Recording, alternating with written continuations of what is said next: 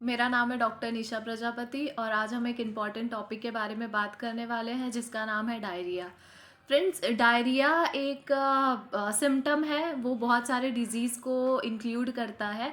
तो फिर डायरिया क्या होता है? डायरिया एक frequency, excessive frequency, excessive quantity और एक्सेसिव लिक्विडिटी में अगर वो फॉर्म हो और अगर more than 3 times in a day हो और आगे भी वो कंटिन्यू दिन में वो बढ़ते जाए तो हम उस कंडीशन को हम डायरिया बोलते हैं। तो डायरिया फ्रेंड्स, कॉजेस इसके बहुत सारे अलग अलग रीजंस हैं कि डायरिया मोस्ट ऑफ किस चीज़ों के वजह से होता है। तो डायरिया सबसे पहले इसका कॉज है फ्रेंड्स इनएडिक्वेट डाइट, इनएडिक्वेट डाइट और अनहेल्दी डाइट, जिसकी वजह से डायरिया होता है, जिसमें बैक्टीरियल इन्फेक्शन होने के बहुत सारे चांसेस होते हैं।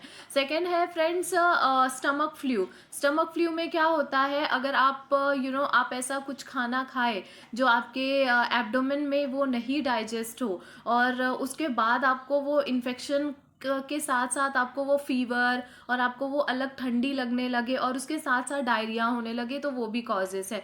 ट्रैवलर्स डायरिया की वजह से भी होता है दोस्तों। इसका मतलब क्या है, आप एक जगह से दूसरी जगह जा रहे हैं, तो आप एक जगह जहाँ से जा रहे हैं वहाँ का पानी अलग होता है और आप दूसरी जगह जहाँ जाके रहते हैं वहाँ का पानी अलग होता है। वो चेंजेस की वजह से भी, हमारा बॉडी अडाप्ट करने की वजह से भी डायरिया होता है। फूड पॉइजनिंग भी बहुत इंपॉर्टेंट रीज़न है फ्रेंड्स। अनहाइजेनिक फूड या अन प्रॉपर वे से जो बाहर के स्ट्रे फूड्स जो मिलते हैं, तो फिर वो उधर के भी खाना खाने की वजह से, फूड पॉइजनिंग होने की वजह से भी डायरिया होता है।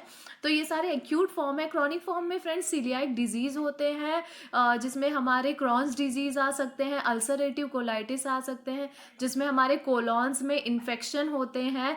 ये तो इन्फ्लामेटरी डिजीज़ है और ऑटो इम्यून डिजीज़ है, जिसमें हमारे जो नॉर्मल म्यूकस मेम्ब्रेन है उसको इन्फेक्ट करके वो डायरिया प्रोड्यूस करते हैं।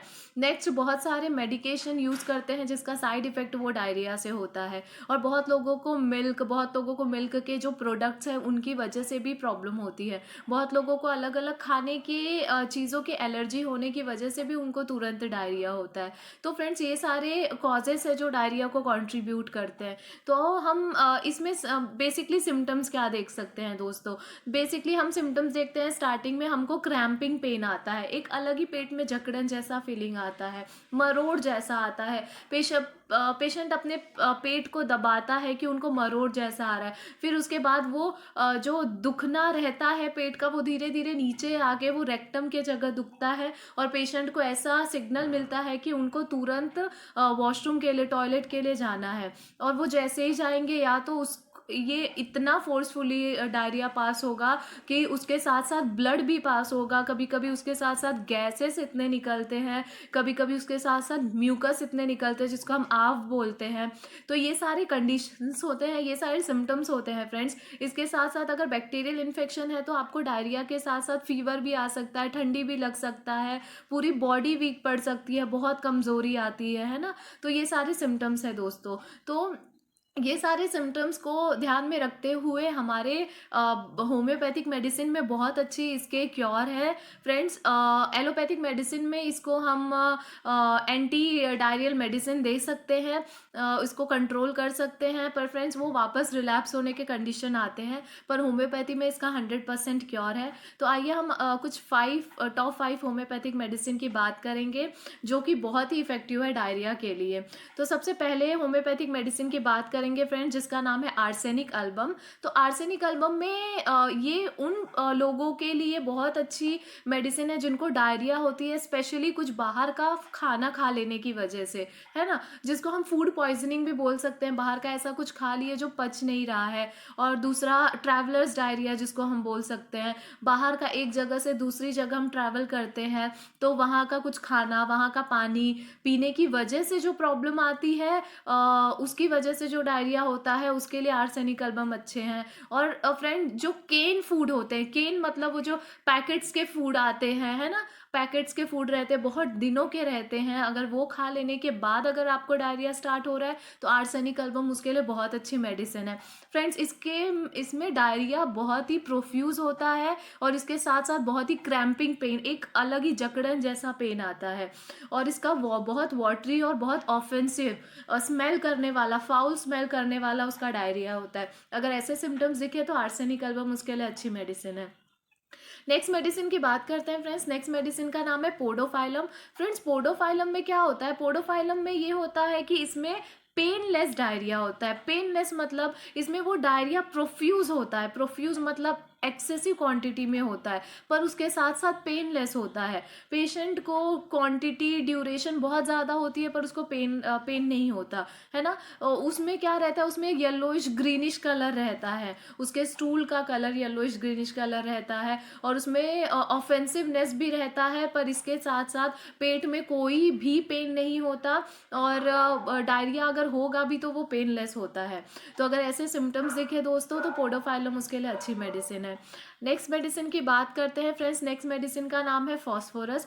दोस्तों, फॉस्फोरस में पेशेंट हमेशा ऐसे बोलते हैं कि उनको लगता है उनका पेट बहुत ही वीक हो रहा है और बहुत ही खाली खाली लग रहा है, और उनको ऐसा लगता है कि हमारा जो मोशन पास करने का जगह है वो खुला ही है। इसका मतलब क्या? उनको मतलब ऐसा लगता है ना, वो जैसे ही उनको थोड़े से खाना, वो उन्होंने थोड़ा सा भी खाना खाया उनको तुरंत वॉशरूम हो जाएगा। मतलब वो कंट्रोल स्पिंक्टर पे कंट्रोल नहीं है, वो कंट्रोल नहीं कर पाते, उनको तुरंत सडन हो जाता है, और उनको ऐसा लगता है वो रेक्टम ओपन हुआ है ना, वो वाइड ओपन हुआ है, उस पर कोई कंट्रोल नहीं है, तुरंत डायरिया हो जाता है। और फ्रेंड्स, इसमें ये होता है कि इसमें वार्म ड्रिंक्स, अगर उन्होंने कुछ गर्म खाया तो गर्म पिया तो उसकी वजह से तुरंत होता है। इनको डायरिया के टाइम पे इनको आराम करना और कोल्ड फूड और फ्रेश फूड खाने की बाद उनको आराम मिलता है। तो अगर ऐसे सिम्टम्स दिखे दोस्तों तो फॉस्फोरस उसके लिए अच्छी मेडिसिन है।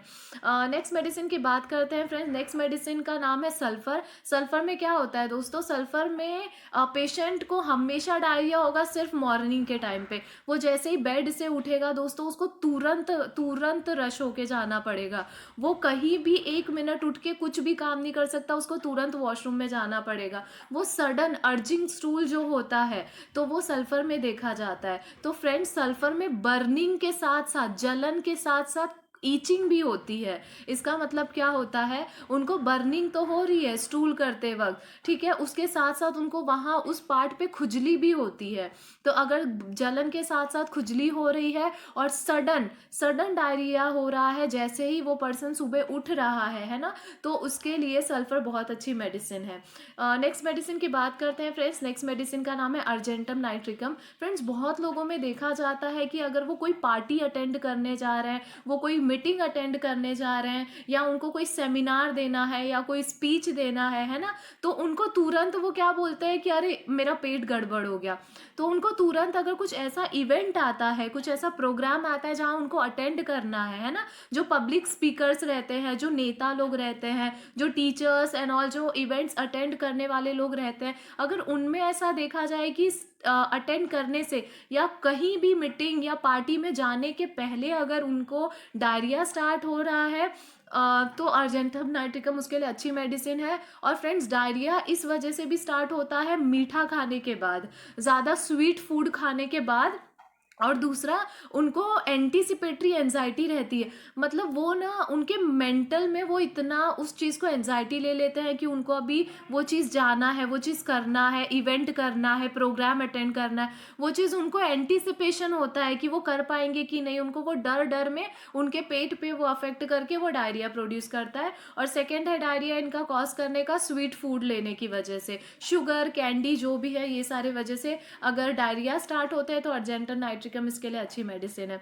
तो फ्रेंड्स, ये है कुछ हमारे टॉप 5 होम्योपैथिक मेडिसिन। अगर आपको इन सारे होम्योपैथिक मेडिसिन में से कोई भी प्रॉब्लम है, आप सेल्फ मेडिकेशन मत लीजिए, आप एक प्रॉपर होम्योपैथिक फिजिशियन से ज़रूर कंसल्ट कीजिए। अभी हम कुछ प्रिवेंशन की बात करते हैं दोस्तों। जब भी हमारे बॉडी में डायरिया होता है, जब भी हमारे बॉडी में जो एक नॉर्मल फ्लूइड है वो बाहर पड़ता है, तो हमारी बॉडी डिहाइड्रेशन में जाती है। तो हमेशा इसको प्रिवेंट करने के लिए इसको हाइपोवॉल वॉल्यूमिक शॉक में ना जाने के लिए आप हाइड्रेटेड रहिए। ज़्यादा से ज़्यादा आप सादा पानी पीने की कोशिश कीजिए। आप ऐसे फूड अवॉइड कीजिए जो कि आपके हेल्थ को हैम्पर करे। आप फाइबर लीजिए। बनाना सडन और एक्यूट डायरिया के लिए बहुत अच्छी मेडिसिन है। तो ये सारे फ्रेंड्स हैं जो प्रिवेंटिव मेजर्स के साथ साथ आप होम्योपैथिक मेडिसिन लीजिए और इसका 100% क्योर है होम्योपैथिक मेडिसिन में। मेरे बताए गए 5 होम्योपैथिक मेडिसिन में अगर आपको कोई भी क्वेरी आप मुझे कमेंट कर सकते हैं। और मेरे अगर वीडियो आपको पसंद आई तो प्लीज़ इसे लाइक कीजिए, शेयर कीजिए, सब्सक्राइब कीजिए। Thank you.